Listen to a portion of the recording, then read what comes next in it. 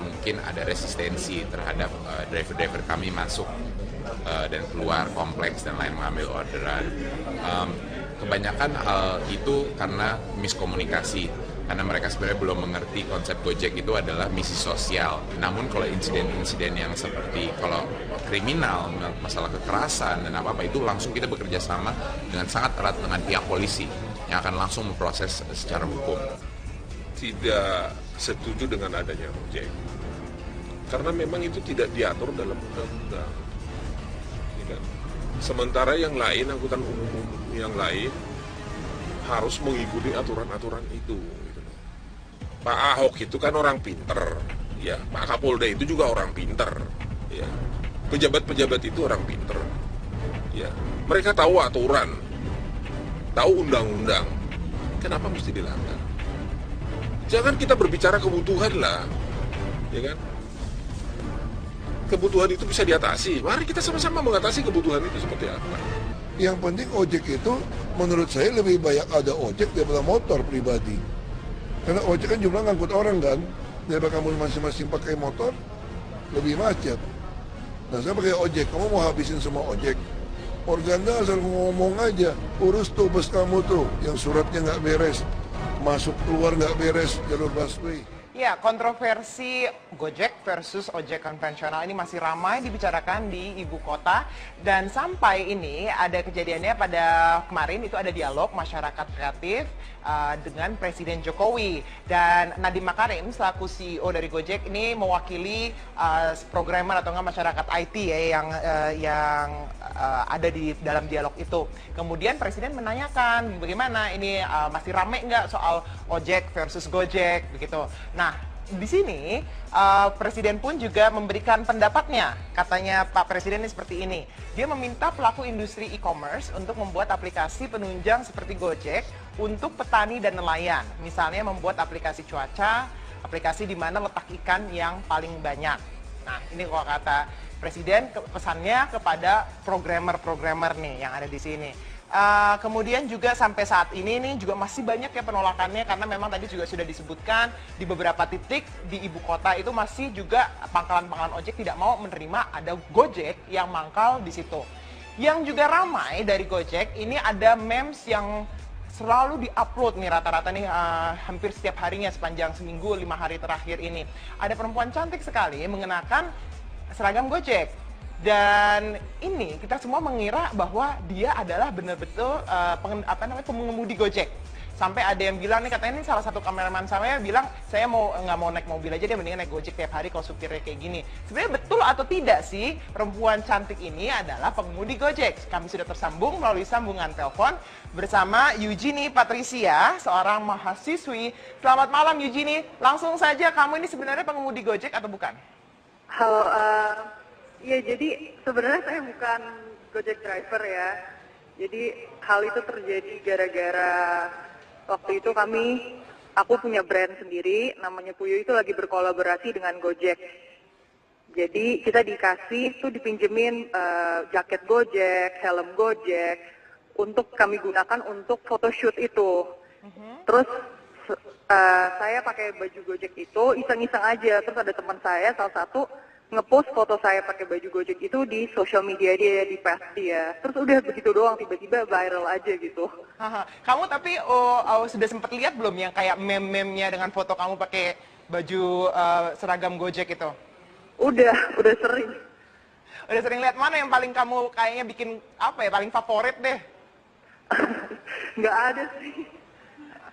Nah kalau ini kan sekarang kamu dapat predikat supir pengemudi Gojek paling cantik gitu. Nah itu kalau kamu menerima predikat itu gimana tuh Eugenie? Ya karena saya juga bukan supir Gojek beneran, jadi ya lucu-lucuan aja lah, diambilnya positif aja buat kayak joke sehari-hari gitu. Oke. Dan ini kamu sebenarnya juga menggunakan jasa ini untuk mengantar makanan ya, karena kamu punya bisnis ya katanya ya? Iya, kita bekerja sama dalam hal itu juga. Oke. Nah Eugenie, saya pengen tanya nih, sebagai kamu kan pasti pernah menggunakan Gojek gitu ya. Kalau melihat kontroversinya Gojek versus Ojek ini sebagai pengguna yang udah merasakan mungkin dua-duanya apa menurut kamu? dibandingkan Gojek biasa dengan Gojek driver. Itu menurut saya sih sebenarnya yang kalau Gojek ini bagus ya, kayak bisa aplikasi Gojek ini juga bisa meningkatkan kesejahteraan masyarakat juga. Jadi kalau menurut saya ojek-ojek yang masih marah-marah dan lain-lain itu mungkin bisa bergabung dengan Gojek mungkin. Bisa bergabung ya. Oke, Iya. tapi yang pasti adalah yang harus dikonfirmasi, kamu nggak ada hubungannya sama sekali, nggak bekerja untuk Gojek begitu ya, Enggak, Eugenie? tidak.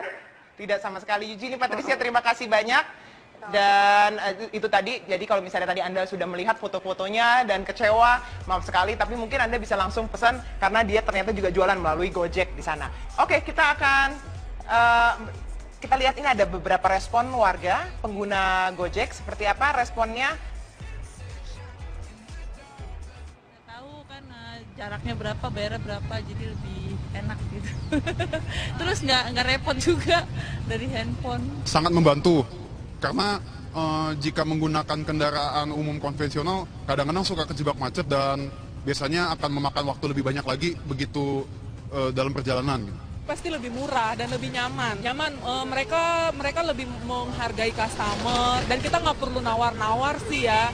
Jadi harganya Oke, kalau Anda sering berjalan kaki terutama di Jakarta, nah di trotoar itu sekarang beralih fungsinya menjadi jalur sepeda motor. Nah, ini ada satu koalisi yang ingin mengembalikan roh trotoar kepada pemiliknya, yaitu pejalan kaki. Nah, kita akan bicarakan soal koalisi pejalan kaki setelah jeda pariwara berikut ini.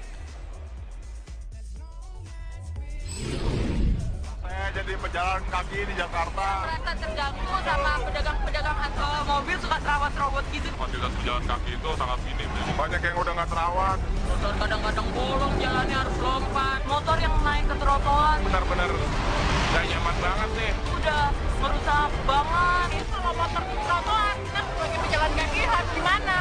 Pengennya nyaman gitu, masa Presiden Joko Widodo berjanji akan membuat keputusan politik untuk menjadikan ekonomi kreatif sebagai pilar perekonomian nasional karena industri kreatif memiliki potensi besar dengan laju pertumbuhan yang melampaui pertumbuhan sektor lain maupun pertumbuhan ekonomi nasional.